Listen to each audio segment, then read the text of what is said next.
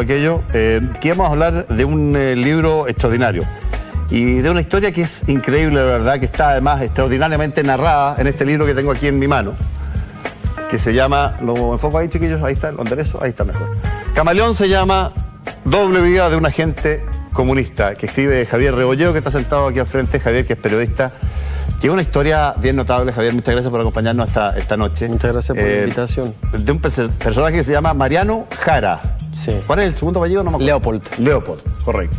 Que fue empresario exitoso, dueño de algunas cadenas de establecimientos que vendían electrodomésticos, creo. Sí. También empresario nocturno en un club bien famoso que se llamó El Flamingo. El Flamingo, sí. Estaba ahí en la Plaza de Gaña, si no me equivoco, ¿no? Claro. Hípico también. Hípico, que llegó a tener varios, como 15 caballos. Como 15 caballos, fue vicepresidente de la Asociación de Propietarios de Caballos, claro, del Club Hípico. Del Club Hípico, además, era amigo de notables empresarios de la derecha económica de la dictadura, de la derecha política de la dictadura también, sí, que tenía muy buenos nexos con la policía en ese minuto, con los organismos represivos de inteligencia, que fue socio en algún emprendimiento con Humberto Gordon, director de la CNI, y que simultáneamente, y aquí está lo extraordinario, era miembro del aparato militar del Partido Comunista y ayudista al menos en una operación particularmente famosa, célebre, que fue la internación de armas en Carrizal Bajo a mediados de los 80, con la que el Partido Comunista y el Frente de Manuel Rodríguez pretendían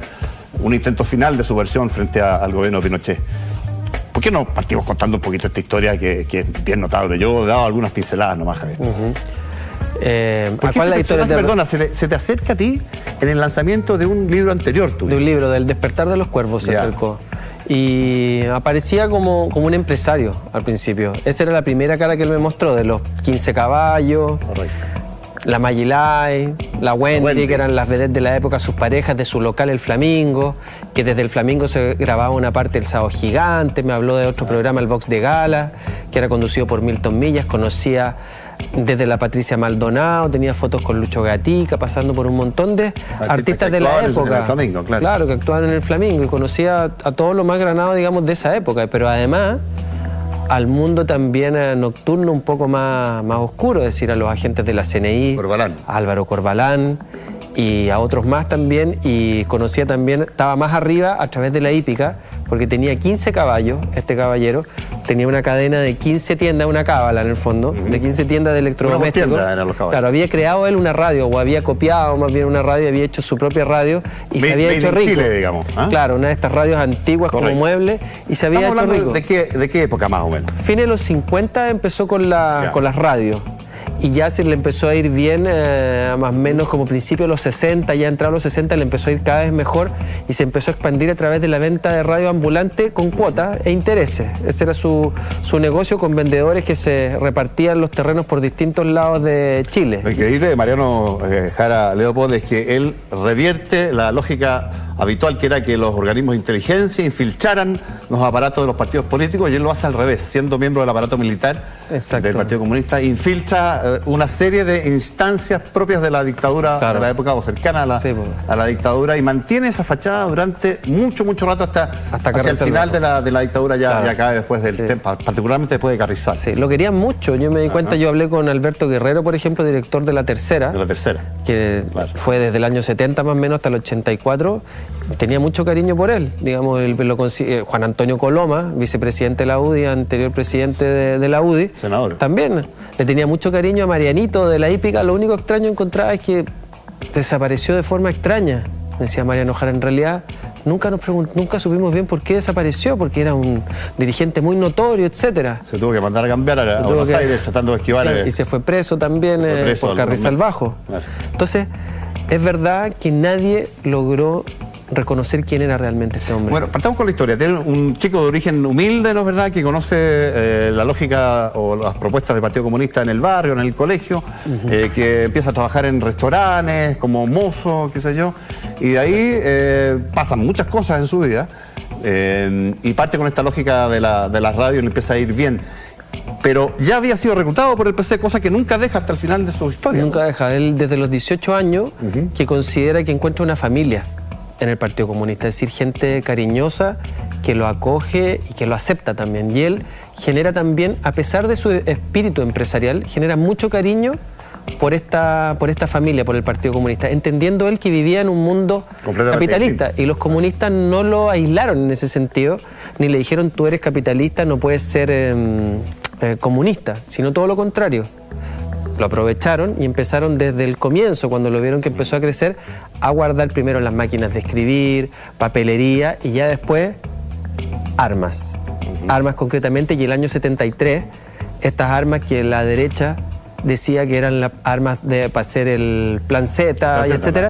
Bueno, Mariano fue la persona que Víctor Díaz, Mario Zamorano y otro dirigente más del Partido Comunista le solicitaron que la guardara y que le pasaron una parcela y él tenía que ser el dueño, de ser como fachada, poner a un cuidador y guardarla. Y ahí llegaron, no sé, entre 1000, probablemente 1500 armas, que no eran... Eran pistolas. No eran para hacer la revolución, ni eran lo que dice, digamos, esta gente, ni mucho menos, pero sí eran parte de una estructura militar, de un aparato militar, con un aparato de inteligencia que intentaba, digamos, saber qué es lo que estaba sucediendo y también, digamos, crear las condiciones para defender el gobierno de la Unidad Popular. Un aparato de militares propiamente tal, que eran los grupos chicos, que eran tipos formados. Que eran más antiguos que el Frente y todo aquello. Mucho más antiguos, estamos hablando de los años 40, 50, el Partido Comunista había sido muy perseguido desde el primer gobierno de Carlos Ibáñez, después con la ley maldita y cantidad de veces. Entonces era parte también de una forma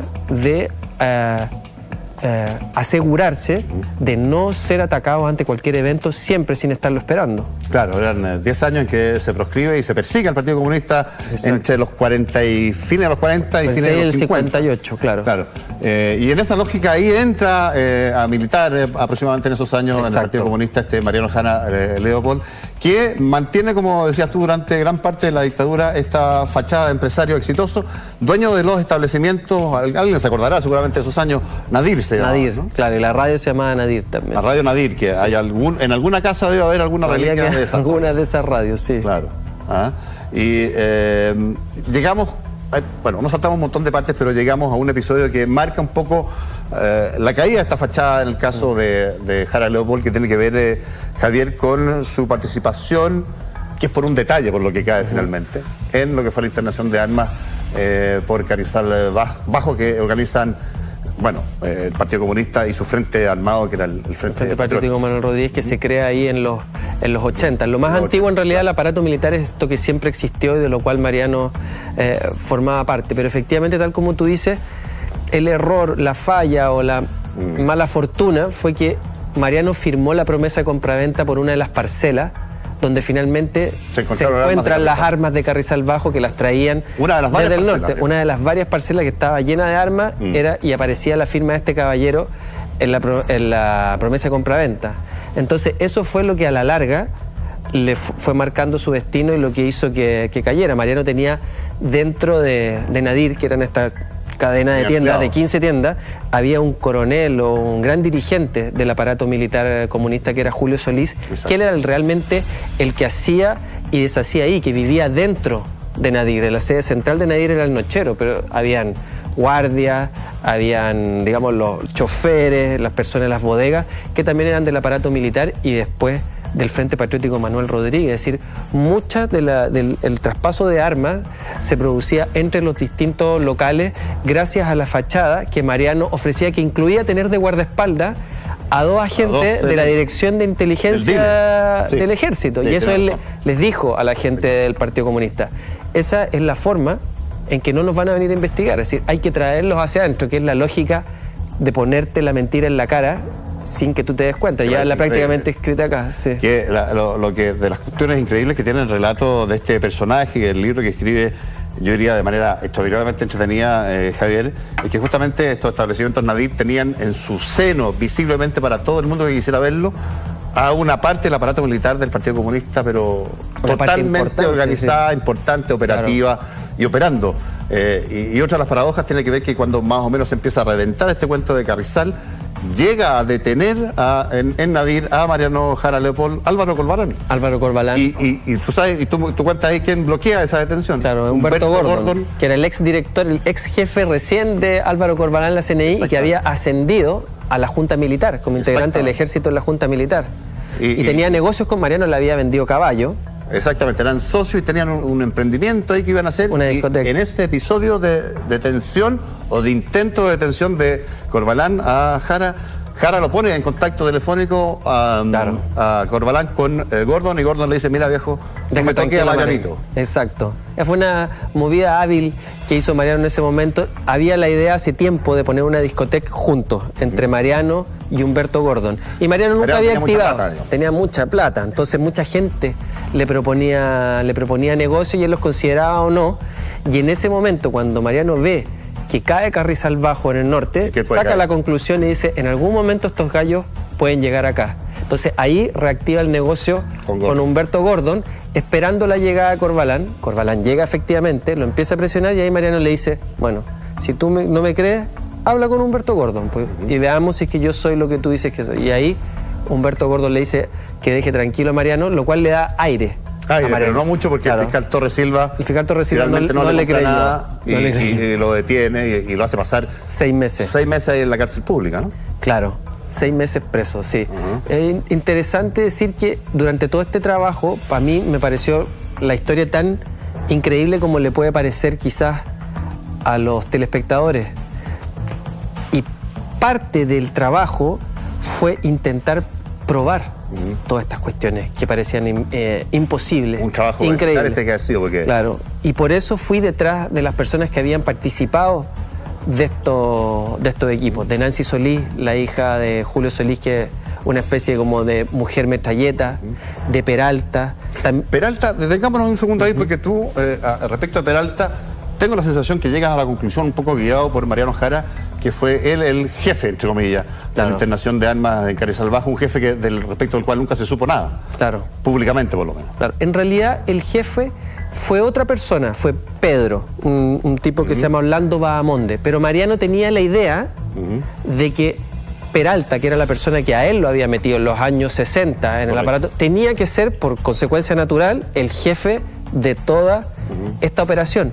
Pero la verdad es que Mariano ahí había perdido en la dictadura contacto con Peralta, y finalmente Peralta estaba en Cuba seleccionando personas probablemente para el aparato, y acá en Chile estaba concretamente Pedro, era la persona que estaba acá. Pedro fue finalmente el jefe, que es Bahamonde. Claro, sí, pero por sobre ellos efectivamente estaban todos estos viejos integrantes antiguos del aparato militar comunista, que no es el frente, sino que el frente es una nomenclatura que se ocupa en un determinado momento cuando se van a formar a Cuba y a otras escuelas distintos militantes comunistas para tener una organización militar, digamos, con tipos formados en el ejército propiamente tal. Ahora, te voy a preguntar cómo zafó finalmente Jara porque él entre medio se va a Buenos Aires, monta allá, se lleva plata para allá, porque él sabía que esto era una debacle inminente en la que se le venía encima, porque lo estaban ya descubriendo, detectando, digamos. Claro. Pero él cae, ¿cómo zafa de la cárcel? Bueno, él nunca dijo yo soy comunista, a pesar de que se lo tildaron en la cárcel, le decían el frentista, y de que el fiscal Torres Silva no le creía. Entonces contrató a los mejores abogados, contrató a Vivian Bullemore, a Sergio Cudú y a Hugo Ortiz de Filipe, que le cobraban una millonada durante los 6 meses que estuvo, y siempre el argumento fue: pero este hombre, de los abogados, yo veía lo escrito, este hombre es un tipo que, mire lo que dijo, y Mariano publicaba insertos en los diarios, saludando al aniversario del golpe: viva la honorable Junta Militar, mírenlo ahí, al lado de Humberto Gordon, mírenlo ahí, al lado de César Mendoza tiene una foto.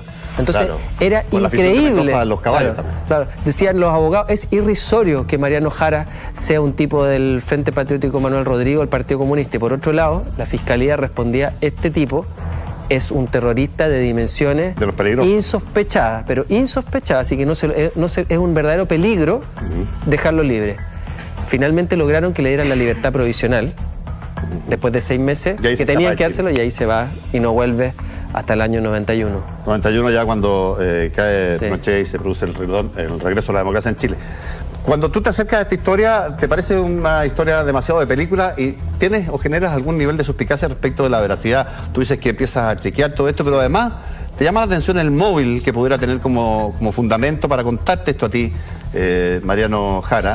Y tú tienes la impresión, porque hay una de las cuestiones que no hemos hablado todavía, te da la impresión que puede ser un móvil de venganza respecto de la cúpula de aquel entonces, o parte de la cúpula de aquel entonces del Partido Comunista, incluyendo a Sebastián Larraín, que era la chapa de Guillermo Tellier, el actual diputado, a Gladys Marín y otros. ¿Cuál es esa historia?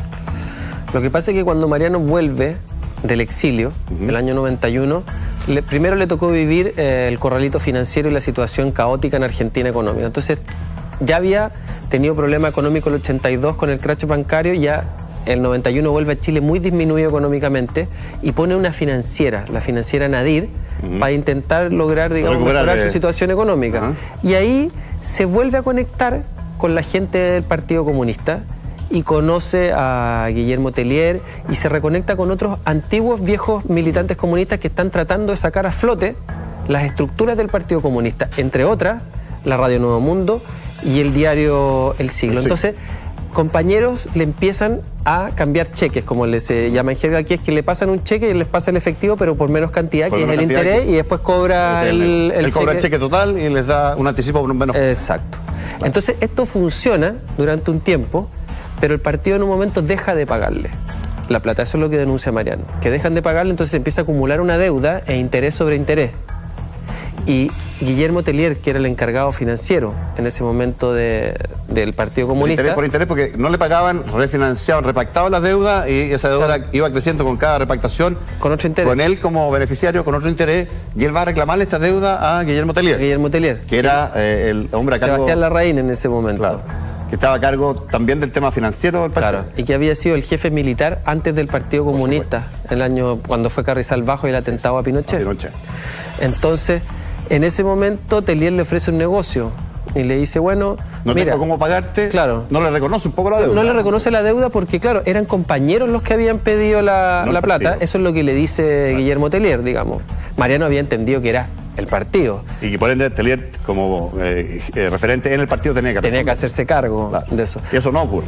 No ocurre, entre comillas, porque le ofrece un negocio para subsanar esta situación, que es una manera también de reconocerlo, de aceptarlo. Entonces, Mariano acepta el negocio, pone un intermediario ahí que es Jaime Moreno, que se lo presenta a Mariano. Guillermo Tellier viaja a Cuba con Mariano para mostrarle una empresa que tenían chileno-cubana y le dice, hay que comprar productos 2 en 1 acá en Chile, los subimos a un container y los mandamos a Cuba. Es un negocio seguro, tanta ganancia, la empresa cubana, ya el gobierno en el fondo está pagado, esta cuestión está lista, tú cómpralo y lo mandas y nosotros te damos el 100% de interés. Y ahí se repartían después las ganancias.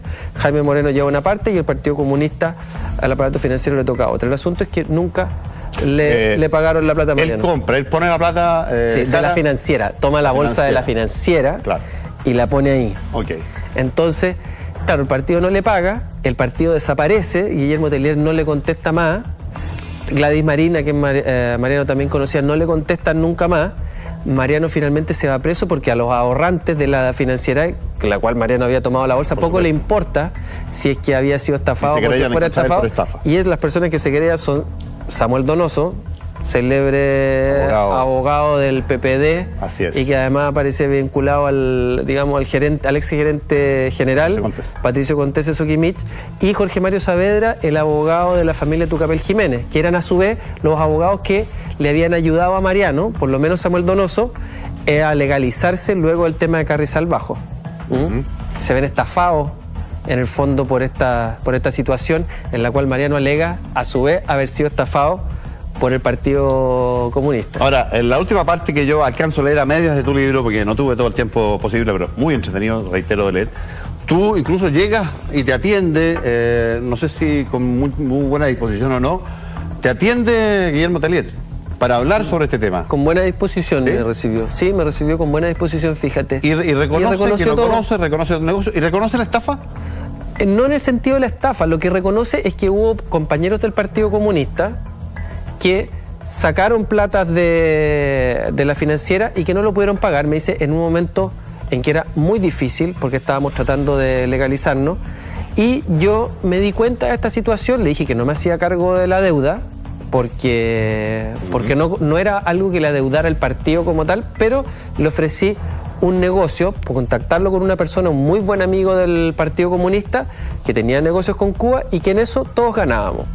el Partido Comunista lleva una parte, Jaime Moreno lleva otra parte y Mariano Jara lleva otra parte. Y así subsanar parte de esta cuestión. Entonces, finalmente, Guillermo Teler me dice, yo no sé por qué Jaime Moreno no le pagó a Mariano Jara. Entre Moreno claro, ahora él dice que Jaime Moreno no era parte del aparato financiero regular, sino que era un empresario amigo. Sí, claro. Eso no es así. Era parte del aparato financiero Jaime Moreno, y todo esto es parte de una debacle que hubo financiera en el Partido Comunista, que yo personalmente tengo la impresión de que no hay robo o no hay la intención de robar, pero sí mal manejo de los dineros. Oye, nos queda un par de minutos, Javier. Este personaje, Mariano Jara Leopold, vive. ¿Qué es de él hoy día? Ahí está, si lo quieres entrevistar en algún momento. Ahí está vivito y coleando. ¿Pero a qué se dedica hoy día? ¿Le funcionó algo al final? Tiene estos negocios de pool. Tiene varios negocios de pool. Locales de mesas de pool. Mesas de pool, sí. A eso se dedica. Interesante, Javier, esta Camaleón, la doble vida de un agente comunista que, les reitero, me tocó leerlo. Yo había leído tus libros anteriores, pero acá tienes un estilo de una agilidad, en fin, muy notable. Oye, ya, no nos queda nada, nos empezamos a despedir. Entonces, Javier Royo, te agradezco especialmente haber estado en esta edición de la Cultura Verdadera con este Camaleón, la doble vida de un agente comunista que hemos comentado largamente con Javier. Hemos comentado